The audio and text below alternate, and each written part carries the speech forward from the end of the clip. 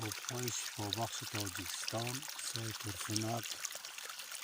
به حیث سرخاب کلان ناحیه رشتیج